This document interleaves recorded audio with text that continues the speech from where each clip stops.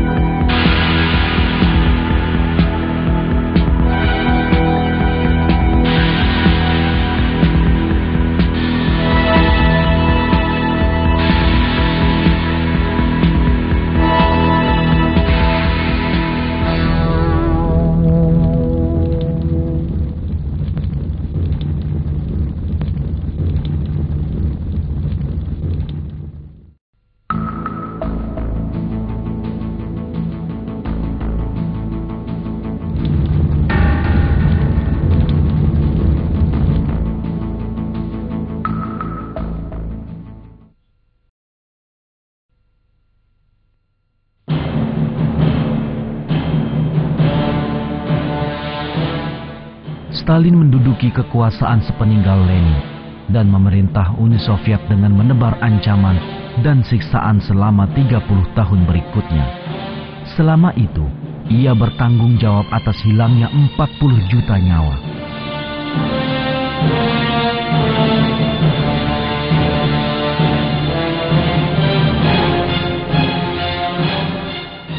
Stalin menghabiskan tahun-tahun pertama kekuasaannya untuk memperkuat kedudukannya. Ia berhasil menyingkirkan Trotsky yang dianggap pesaing utamanya, yang kemudian ditangkap dan diasingkan.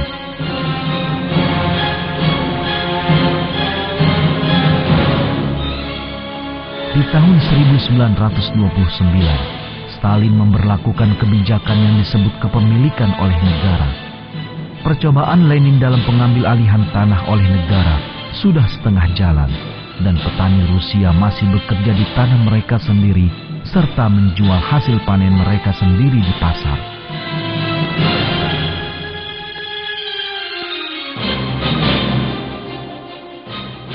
Dengan kebijakan itu, Stalin bermaksud menyelesaikan usaha yang telah dirintis Lenin dengan mengambil alih seluruh tanah dan hasil panen petani atas nama negara.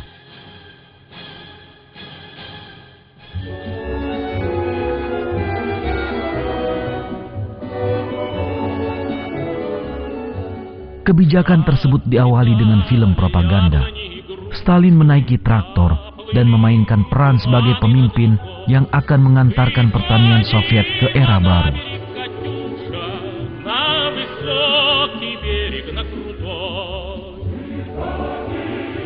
Para petani Rusia diperlihatkan tengah merayakan komunisme di depan poster Karl Marx, bahkan sambil menari kegirangan.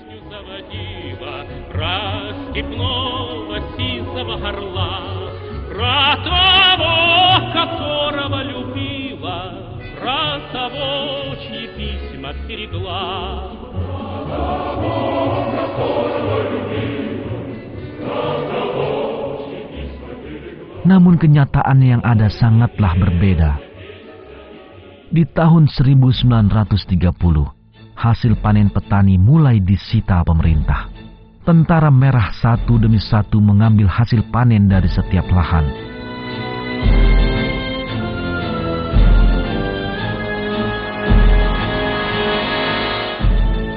Sejumlah petani berhasil menyembunyikan milik mereka daripada menyerahkannya. Namun petugas Partai Komunis mencari ke setiap celah dan sudut dan akhirnya menemukan tempat penyembunyiannya.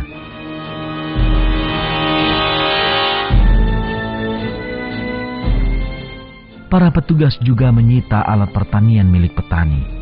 Petani ditelantarkan tanpa apapun untuk dimakan dan tanpa peralatan untuk menggarap lahan.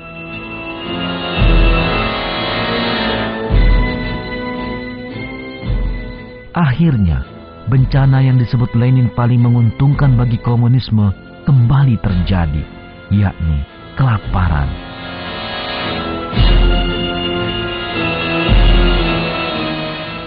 Di Ukraina saja, 6 juta orang kelaparan dalam beberapa tahun berikutnya.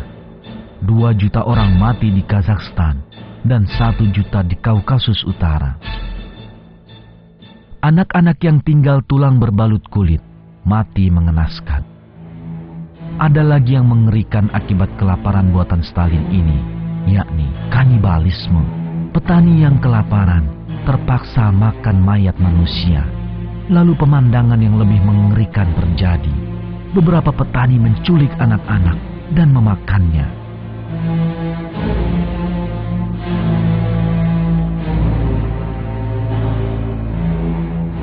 Di depan 2 petani Rusia yang dipergoki sedang memakan daging manusia ini, ditemukan sisa mayat anak-anak yang mereka culik.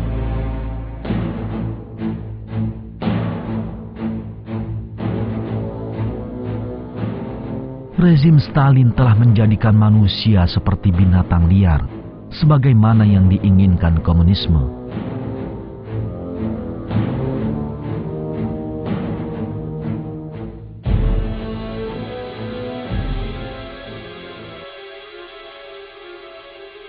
Siapapun yang menentang kebijakan Stalin tentang kepemilikan oleh negara akan membayar dengan nyawanya. Yang menjadi sasaran utamanya adalah pemilik tanah yang disebut kulaks. Poster yang menghina kulaks dipampang di mana-mana. Puluhan ribu kulaks ditangkap dan ditembak.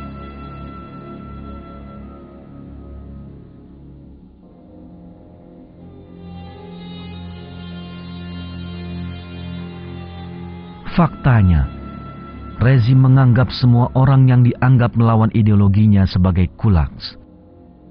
Sejumlah besar pendeta dan bahkan anggota jemaatnya yang rajin mengunjungi gereja ditangkapi sebagai kulaks.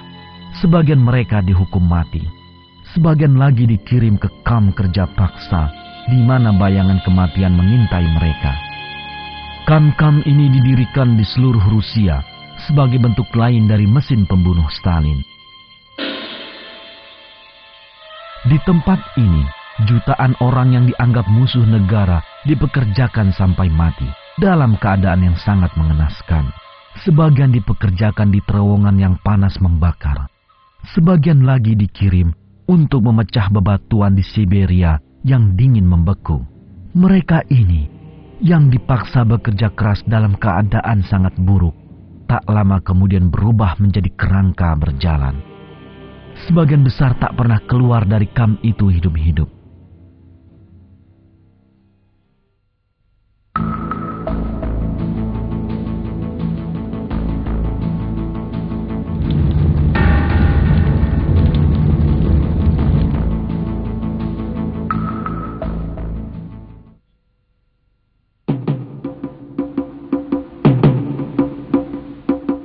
Joseph Stalin merasa senang dengan semua ini. Dalam pidatonya di hadapan Kongres Partai Komunis tahun 1934, ia menyatakan kebijakan kepemilikan oleh negara telah sangat berhasil dan disambut tepuk tangan meriah.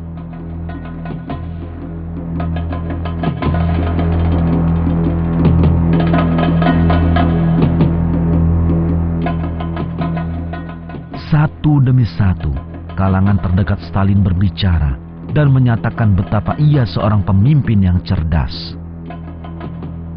Namun, pemungutan suara tertutup di akhir kongres itu memberikan hasil yang tak terduga. Dari 1.900 perwakilan, 300 orang menentang Stalin.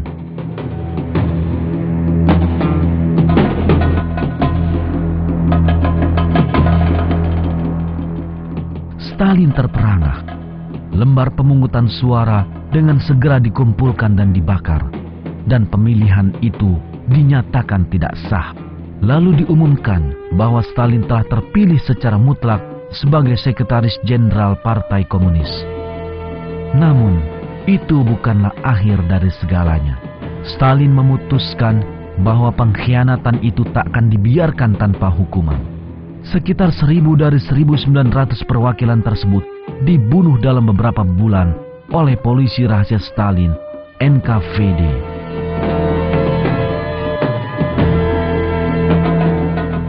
Stalin memerintahkan dibunuhnya Sergei Kirov, tokoh populer yang memperoleh suara lebih banyak dari Stalin di kongres tersebut.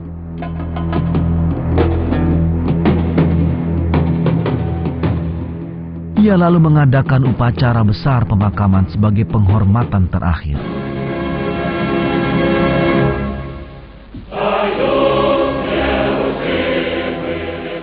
Stalin berjalan di belakang peti jenazah orang yang dibunuh atas perintahnya.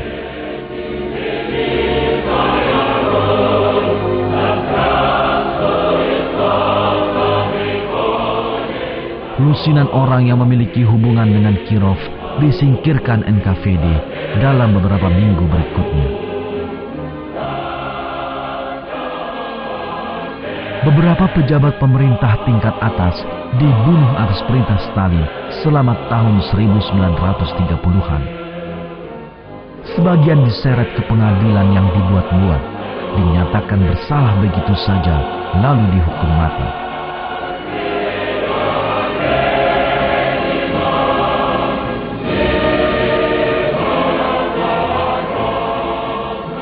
Dibutuhkan mental penjilat setia agar dapat tetap hidup bersama Stalin.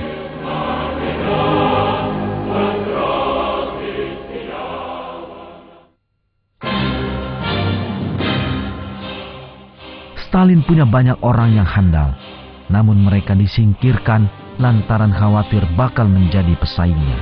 Beberapa di antaranya adalah para jenderal militer.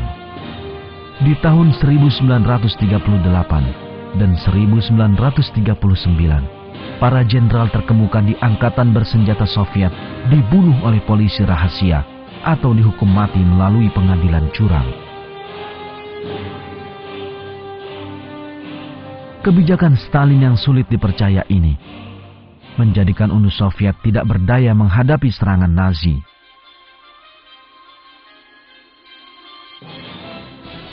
Jerman Nazi benar-benar memanfaatkan peluang yang ada dan menyerbu Rusia pada tanggal 22 Juni 1941.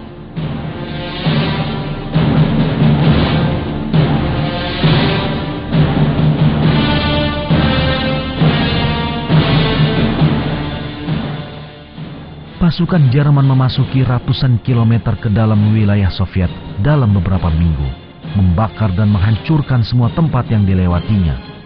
Stalin mengabaikan laporan intelijen yang memperingatkan kemungkinan serangan itu dan menuduh para komandan yang memberitakan kepadanya sebagai pengecut. Akibatnya, ancaman Nazi yang diabaikan Stalin akhirnya menyeret Uni Soviet ke kancah perang paling berdarah dalam sejarah.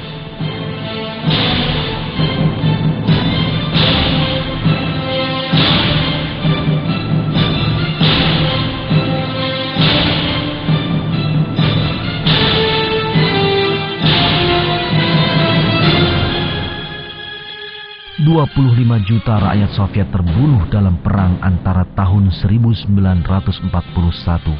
dan 1945 tersebut.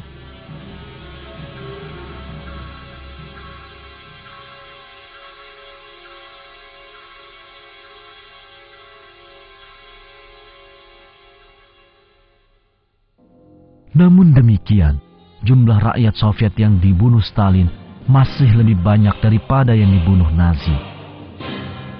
Antara tahun 1937 dan 1938, 7 juta orang ditangkap dengan alasan kejahatan politik. 1 juta diantaranya dibunuh. Jumlah orang yang terbunuh selama rezim Stalin mencapai 40 juta orang. Stalin memaksa jutaan orang di bawah kekuasaannya untuk meninggalkan tanah kelahirannya dengan perintah pembuangan dalam negeri yang dikeluarkan hanya dalam waktu semalam.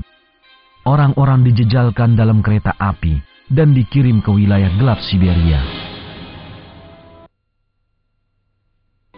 Allahu Akbar, Allahu Akbar, Allahu Akbar, Allahu Akbar.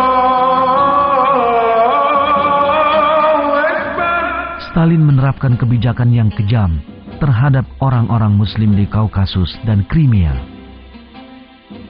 Suatu malam, tanggal 18 Mei 1944, 400.000 Muslim Tartar yang hidup di Crimea dikumpulkan dari seluruh kota dan desa mereka dan dikirim ke kamp-kamp kerja paksa di wilayah terpencil Uni Soviet. Lebih dari separuhnya mati sebelum pernah mencapai tempat tujuan. Pasukan berkuda NKVD yang dikirim ke perkampungan Muslim membunuh puluhan ribu Muslim, termasuk wanita, anak-anak, dan orang tua. Setelah itu, tinggallah ribuan perkampungan Muslim yang tak berpenghuni.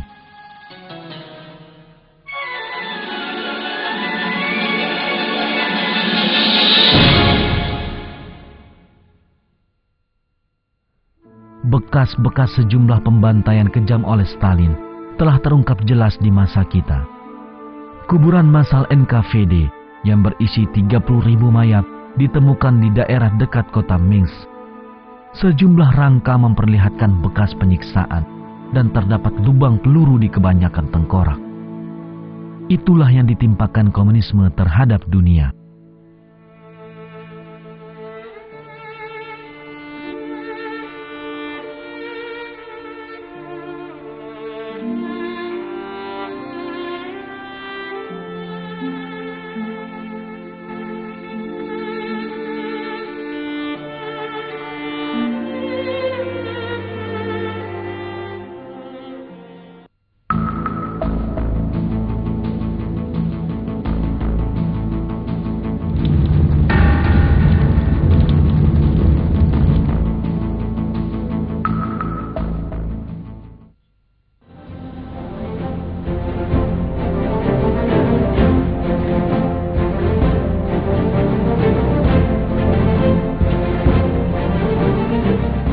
Selain membunuh jutaan orang, sistem komunis juga menebar ketakutan kepada mereka yang hidup.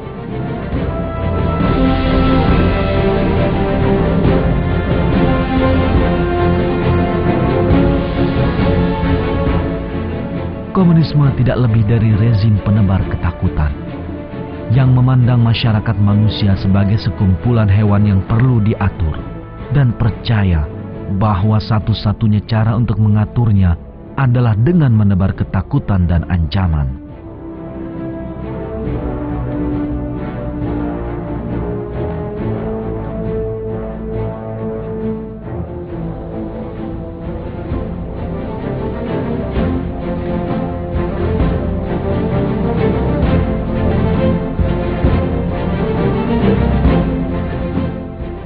Stalin disambut tepuk tangan meriah selama beberapa menit di akhir Kongres Partai Komunis. Alasannya karena semua hadirin merasa takut menjadi orang pertama yang berhenti bertepuk tangan. Stalin telah membunuh sejumlah delegasi yang tidak menunjukkan semangat dan dukungan yang diharapkan.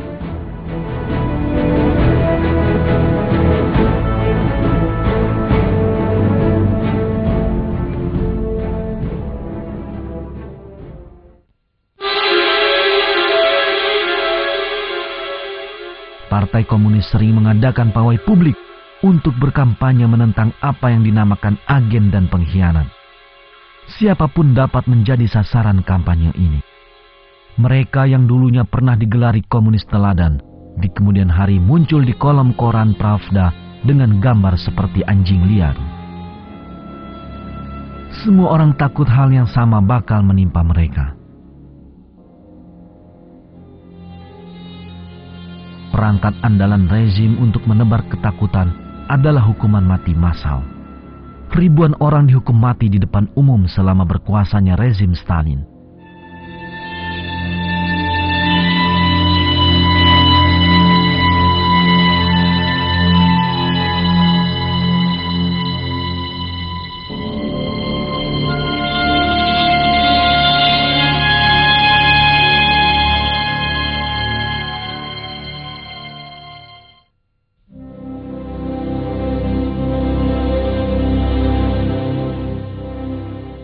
Rezim penebar teror komunis juga merasuki bidang seni.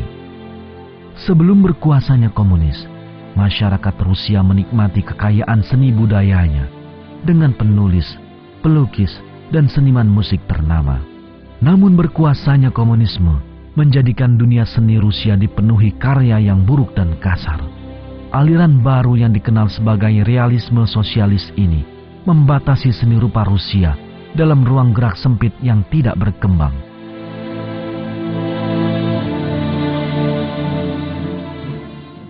Komunisme menjadikan seni tidak berkembang lantaran filsafat materialis yang menjadi cara pandangnya. Filsafat materialis menganggap manusia tak lebih dari sekumpulan materi dan merupakan keyakinan yang berusaha menyederhanakan segala sesuatu hingga ke tingkat materi tersebut. Penerapan cara pandang ini ke bidang seni telah gagal total, sebagaimana di semua bidang lainnya. Seni yang sesungguhnya adalah ungkapan ketakjuban pada keindahan dan rasa kekaguman lain yang diberikan Allah kepada manusia. Agar seni berkembang, keinginan kuat dalam jiwa manusia untuk mengungkapkan ketakjuban yang bersumber dari ciptaan tersebut haruslah dibiarkan bebas. Namun, selama berkuasanya komunis, kebebasan itu sama sekali ditiadakan, dan seni berhenti berkembang karena masyarakatnya terus-menerus ditekan. Bidang ilmu pengetahuan juga tidak luput dari pengaruh komunis. Selama masa Stalin, semua ilmuwan di Uni Soviet dipaksa menandatangani sumpah kesetiaan kepada materialisme dialektika. Semua penelitian ilmiah diarahkan agar sejalan dengan dogma materialis. Teori evolusi mendapatkan kedudukan khusus di antara dogma-dogma yang dibela mati-matian oleh Stalin. Kesetiaan diktator Soviet itu pada teori evolusi bermula sejak masa mudanya. Stalin dibesarkan dalam keluarga yang taat beragama dan dididik secara agamis di sekolah gereja. Tapi, di saat bersiap menjadi seorang pendeta, ia membaca ringkasan buku Darwin, The Origin of Species, dan hidupnya pun berubah seketika. Stalin mudah tertipu oleh pernyataan dangkal Darwinisme dan berubah menjadi seorang ateis. Dalam ketidaktahuannya ini, ia segera bergabung dengan para petinggi gerakan Bolsheviks.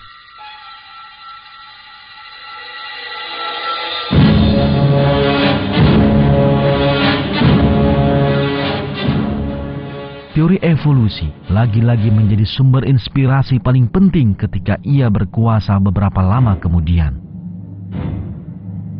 Ia secara khusus menginginkan teori evolusi diajarkan di sekolah-sekolah Soviet dan mengatakan maksud di balik itu semua. Ada 3 hal yang kita lakukan agar tidak melecehkan akal pelajar sekolah agama kita. Kita harus mengajar mereka usia bumi, asal-usul bumi, dan ajaran-ajaran Darwin. Di antara petunjuk paling jelas tentang keyakinan dogmatis Stalin pada teori evolusi adalah kasus Trofim Lysenko. Trofim Lysenko adalah ahli pertanian yang masih muda di tahun 1930-an. Ia memiliki gagasan cemerlang.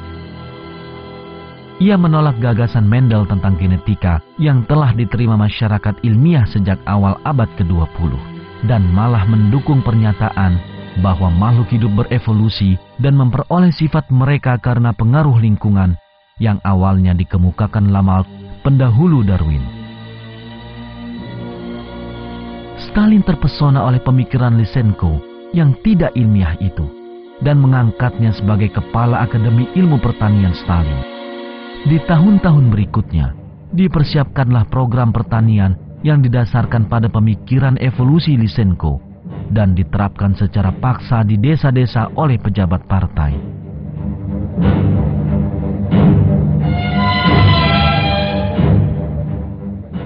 Lysenko yakin bahwa jika benih yang akan ditanam direndam lama dalam air dingin, benih itu akan berevolusi menurut lingkungannya yang dingin.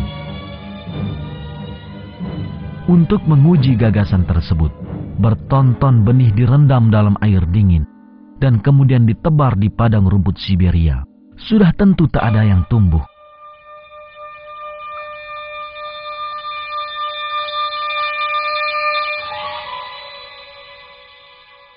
Teori Lysenko menyebabkan pertanian Soviet mundur berpuluh-puluh tahun ke belakang.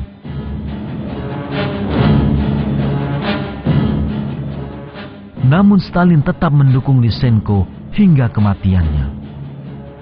Stalin meyakini teori evolusi Lysenko sedemikian membabi buta, hingga ia tidak ragu memerintahkan agar para ilmuwan lain yang menentangnya dibunuh.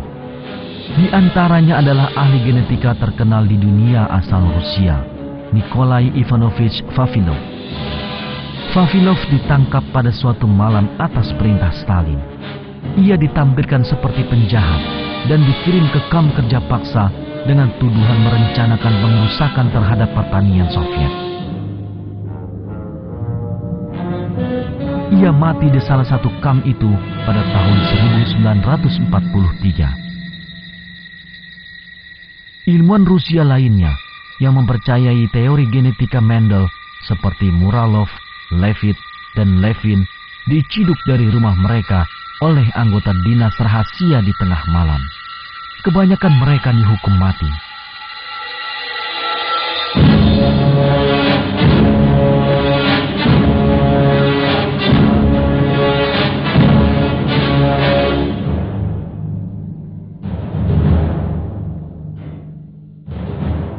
Stalin yang melakukan segala kekejaman ini atas nama filsafat materialis dan ideologi komunis meninggal pada tahun 1953.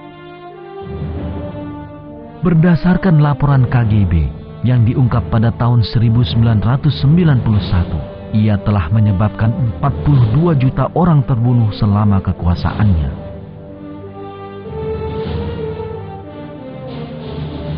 Wajah Stalin yang dingin dan angkuh adalah cerminan dunia gelap komunisme itu sendiri.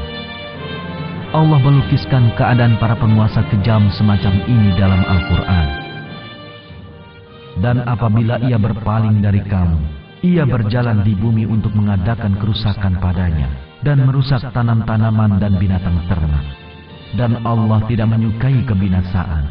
Dan apabila dikatakan kepadanya, bertakwalah kepada Allah, bangkitlah kesombongannya yang menyebabkannya berbuat dosa, maka cukuplah balasannya neraka jahanam.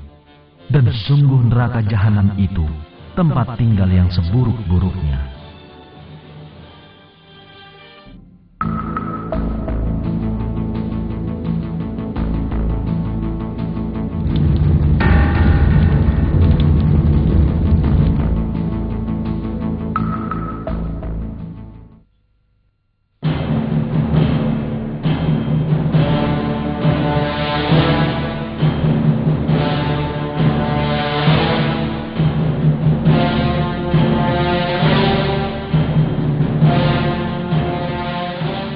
Teror komunis di Uni Soviet terus berlanjut setelah kematian Stalin. Para pemimpin baru Soviet melunakkan rezimnya di negeri sendiri, tapi menyebarkan kekejaman komunis ke luar negeri.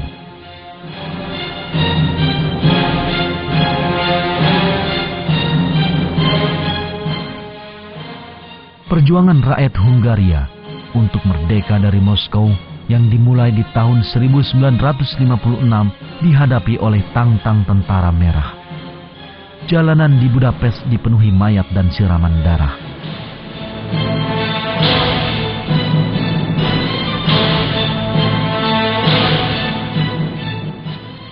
Gerakan perlawanan lain di Cekoslovakia di musim semi tahun 1968 juga dilumpuhkan secara kejam oleh tentara merah.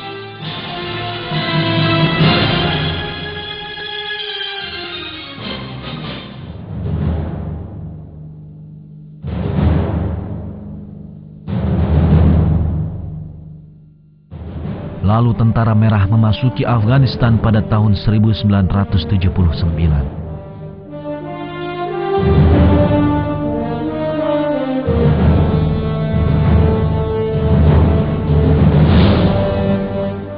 Sebelumnya, kaum komunis Afgan telah melakukan revolusi di dalam negeri dengan dukungan Soviet, serta membantai para pemuka agama setempat.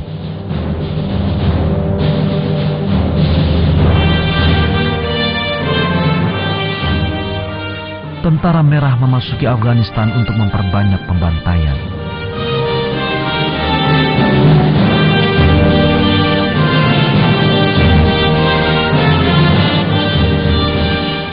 Selama 10 tahun kemudian, pasukan Soviet menebar kematian di atas warga Muslim Afgan.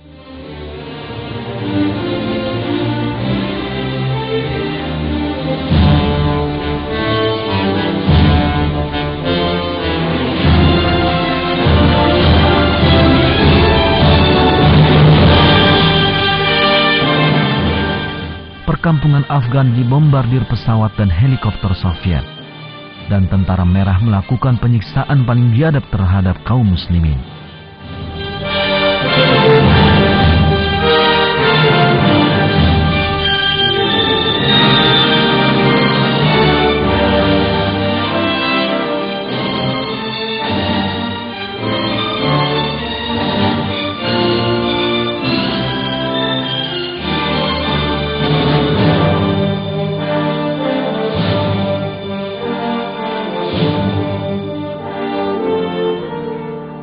Seorang anak yang seluruh keluarganya dibunuh tentara Soviet mengisahkan kekejaman komunis. Mereka menembak ayah saya 3 kali, di dada, bahu dan tengkuknya. Ia jatuh dan meninggal. Kakak saya dan komandannya menjadi marah dan menyerang balik. Kakak saya melompat dan merebut senjata mereka. Orang-orang Rusia lainnya datang dan memotong jari-jari kakak saya dengan bayonet. Ia pun tak berdaya.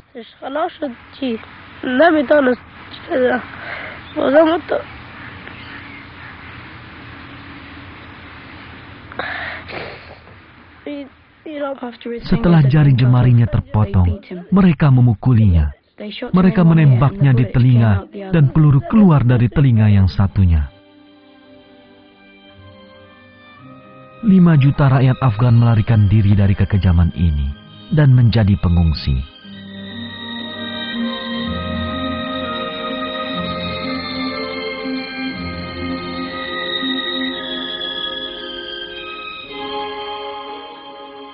Mereka mengungsi ke negara tetangga seperti Pakistan dan hidup bertahun-tahun secara mengenaskan di tenda-tenda darurat.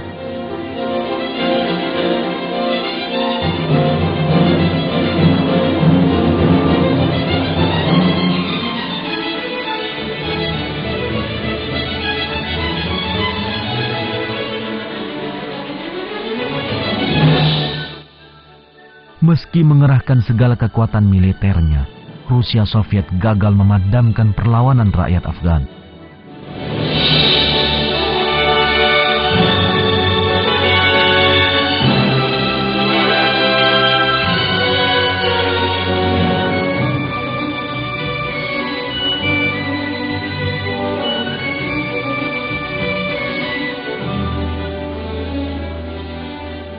Tentara Merah dipaksa meninggalkan Afghanistan pada tahun 1988.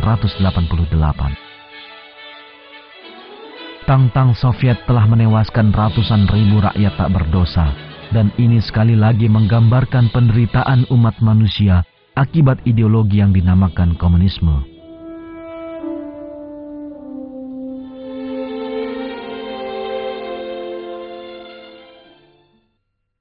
Fakta sejarah yang telah kita saksikan membuktikan bahwa meskipun komunisme muncul dengan semboyan indah tentang keadilan dan persamaan, ideologi ini tidak memberikan apapun bagi umat manusia selain darah dan kematian.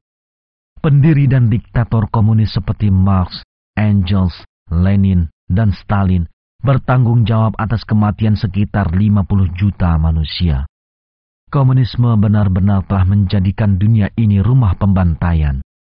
Tokoh lain yang turut bertanggung jawab adalah Charles Darwin, sosok yang telah membangun dasar berpijak pada sejarah kehidupan bagi paham komunis, sebagaimana pernyataan Karl Marx. Di saat melakukan revolusi berdarah, pembantaian kejam dan peperangan, maka kaum komunis pada hakikatnya sedang menerapkan teori Darwin dalam kehidupan nyata. Itulah teori yang menganggap manusia sebagai sejenis binatang, yang percaya bahwa pertikaian dan peperangan adalah hukum alam yang tetap, dan di atas semua itu yang mendorong manusia mengingkari Allah, pencipta mereka. Karenanya, umat manusia hanya mungkin terbebas dari komunisme dan ideologi berdarah lainnya jika tipu daya Darwinisme berhasil dihancurkan. Ketika manusia tersadar dari pengaruh Darwinisme dan filsafat materialisme, maka mereka akan mengenal pencipta mereka, yakni Allah, dan akan menjalani hidup dengan ajarannya. Allah telah mengingatkan agar kita mengikuti petunjuknya saja. Dan bahwa yang kami perintahkan ini adalah jalanku yang lurus, maka ikutilah dia. Dan janganlah kamu mengikuti jalan-jalan yang lain, karena jalan-jalan itu mencerai-beraikan kamu dari jalannya. Yang demikian itu diperintahkan Allah agar kamu bertakwa.